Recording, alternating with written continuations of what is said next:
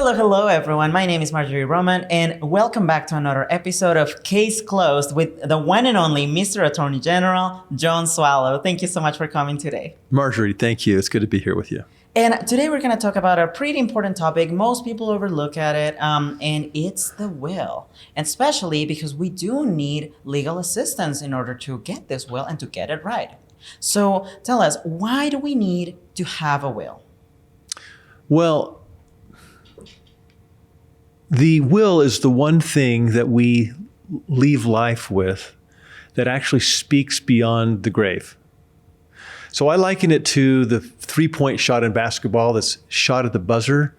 If you shoot the ball a half a second late, no matter how good the shot is, it goes in from half court. It doesn't count at all. It's the same thing with us when we die. If we don't have a will in place, a last will and testament, we can't say, oh, wait a second. Hello, I'm back.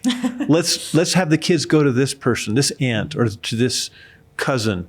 Let's have the house go to my brother. That's what I really wanted, not to my parents or not to my, whoever else, right? Mm-hmm. So because the will deals with something that's so important to us, we work all of our lives to raise a family, to buy a house, to have a bank account, to have a car, assets, investments.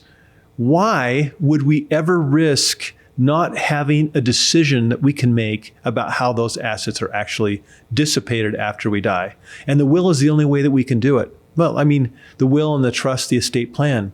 So some people think, well, I'm going to save a few $100s, maybe a few $1,000s in a bigger estate, and I'm just going to go to the internet, or I'm just going to go to an online source, and I'm going to figure it all myself. And I ask myself, why in the world would you take such an important decision and try to save a few dollars on it when, if you got it right with an attorney, if you explored who the proper beneficiaries should be, who the proper estate representative, personal representative should be that you trust to administer your will and your estate, why would you not counsel with an advisor about that and get it put into a document that no, I can go to sleep. I don't have to worry about it. My shot that I've made is going to go through the hoop to win the game in time because I got it right. And that's the power of having good legal counsel as you make this one of the most important decisions you'll ever make in your life. Exactly. Because at this point, it's not only a decision on your life, but it's also on the life of all of your descendants and all the people that you really care about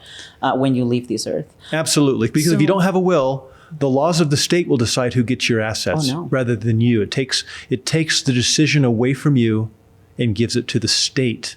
Who wants to give that authority to the legislature? I certainly don't. And it's not that we have anything against the legislature. It's just that it's your voice, and your voice truly matters. And if you want to make sure that all your relatives and all the people that you truly care about listen to your voice after you pass away, let's make sure that you have a will the right way. So when it comes to a will, how do you go about getting a will, and what are some of the things that we should include on that will? Right. So first of all, you should talk with an experienced estate lawyer if you want to have some help in putting together your will. In the meantime, there's something that's called a holographic will. And that sounds like a really fancy word. And all it means is that it's a handwritten will that's signed by you in your same signature. So almost every state, if not every state, has a provision in the code that says that if you write out in your own handwriting what you want to have happen with your assets when you die, what you want to have happen with your children when you pass away, who you want to take responsibility for administering your estate when you pass away, and you write it out in your handwriting, and then you sign it in your handwriting, and it's the same writing for both the written part and the signature. That's called a holographic will, and it is recognized by the court as a legal last will and testament. I have people calling me all the time and saying, hey, we're getting ready to go on a flight to Europe, and we don't have a will, and we're not sure what's going to happen. We could get in an accident or something, and maybe a terrorist attack, or maybe the plane will go down in the middle of the Atlantic Ocean or something. Can you do a will for us tonight? And I'll say, well, it's 10 o'clock at night. It'd be awfully hard to get that done. We do good work, but that's pretty quick. Just draft a holographic will. Sit down with a notepad, write out what you want to have happen, sign it, date it, leave it on the counter when you go. And that is enforceable as your last will and testament if something terrible and unfortunate were to happen with you. So there are ways to get this done in the emergency situation. But by and large, your estate plan wants to be done by someone who is qualified, who can give you good advice, and who can make sure that the document actually says what you think it says, so that when you pass away and no longer have a voice, that becomes your voice. That's true. And I feel like we're in the age of technology, so we can easily take a picture of that will and also send it to our attorney so they can have a copy just in case that something unfortunate were to happen and that document is nowhere to be found. Absolutely. And now, when it comes to a will, you mentioned that there's a will, there's a estate plan, and there's also a trust. Can you tell us the difference between those three?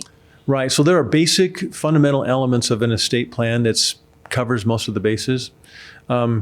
These days, the typical estate plan will have components of a revocable trust. Sometimes it's called a living trust. And that's a trust that is an entity in and of itself. It holds your assets. So if you have a revocable trust, you are typically going to be the beneficiary of the trust. Mm-hmm. And if you're married, your spouse will be a co-beneficiary of the trust. As the trustor or person making the trust, you're going to be the trustee of the trust. In other words, you'll make all the decisions about the assets in the trust and how they're spent and if they're retained in the trust. So you'll have a trust, and it's revocable, which means you can terminate the trust at any time. Mm-hmm. Okay. You have a great deal of all the control you want on those assets. Okay. But when you die, the assets that are in the trust, if you populate the trust with your house, for example, and you transfer the deed that's in your name into the trust, when you die, there has not been anything to probate because your asset is actually in the trust itself. The trust didn't die. Mm-hmm. You died. And so the asset that's in the trust does not have to go through a probate. That's one of the advantages of a trust. So it's kind of protecting your assets at that point, even though you're already gone. Right. And it just means that it doesn't have to have court supervision to manage the trust. Okay? Probate is a fancy word for court supervision of how the trust is, or how the assets are distributed to its final resting place, right? Excuse the pun. So you have a trust, then you have a will. These days, the will is going to be not name individual beneficiaries per se. It'll say, all of my assets that are in my own name, that are not in my trust, they will be given over to the trust when I die. So that you only have one instrument, the trust, that really deals with owning all of your property after you die. So a trust, a revocable trust, mm-hmm.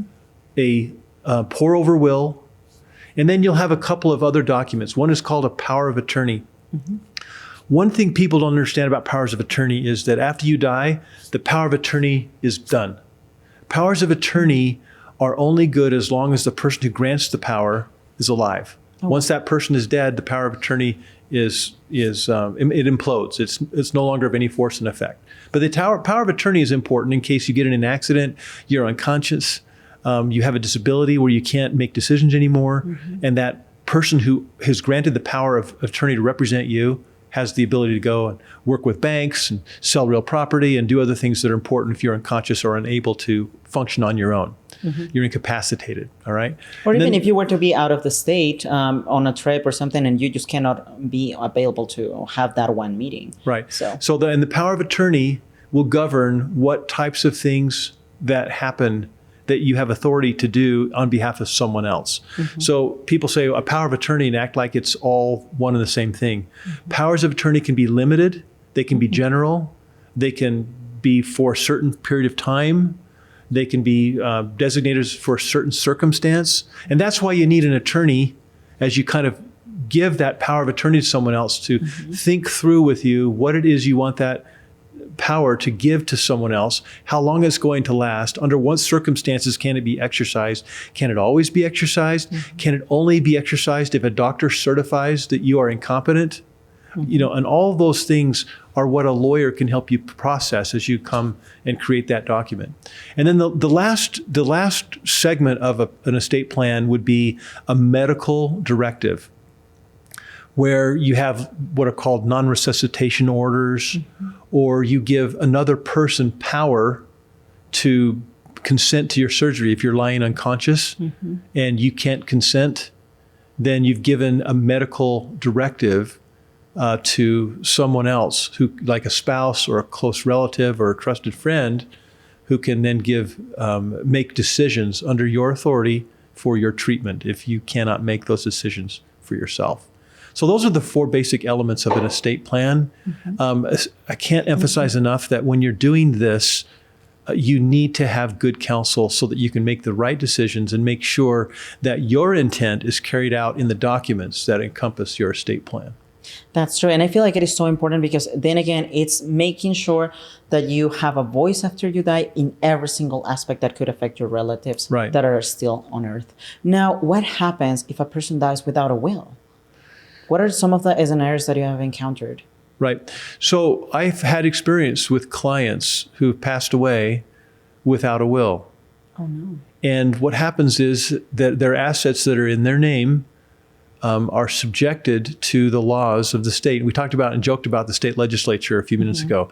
I have nothing against the state legislature. I actually served in my state's legislature for 3 terms, and it was a great experience in my life. But why would I give power to the state legislature if I can keep that power within my own family, right? If I can keep that power within my own discretion, if I can hold that power myself. And so the laws of intestacy are in every state. The legislature has passed their intestacy laws, which means when you die without a will, you die intestate. That's the term. So intestacy refers to the fact that you died without a will. Typically what it means is that your assets would go to your spouse, assets would go to your children in a certain percentage. If you don't have a wife or any children or grandchildren, then the assets would flow up. They flow up from there. So before your assets would go to your brother or your sister, typically they would go up to your parents.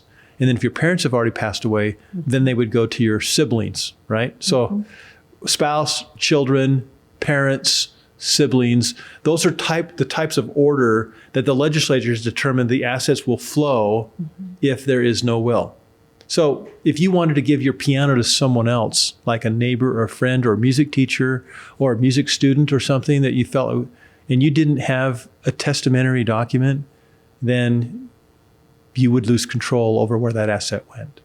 That's true. And please tell us, how expensive is it kind of like to get a will or estate plan completely? Right. So a basic package could run you anywhere from $1,000 to a couple of $1,000. People say, why would I want to spend $1,000? And I say, well, to have a voice after you die, to have things happen the way you want it to happen so you can rest at night and know that no matter what happens to you, you're taken care of. That might be a nice, worthy investment. If you don't have anything, then maybe you don't care. But if you have children, for example, who's going to take care of your children? Who's going to be the guardian of your children once you die? If you and your wife, earlier in my political career, I was campaigning for Congress. And I, one night, flew from St. George, Utah to Salt Lake City. It's about a 2.5-hour plane ride.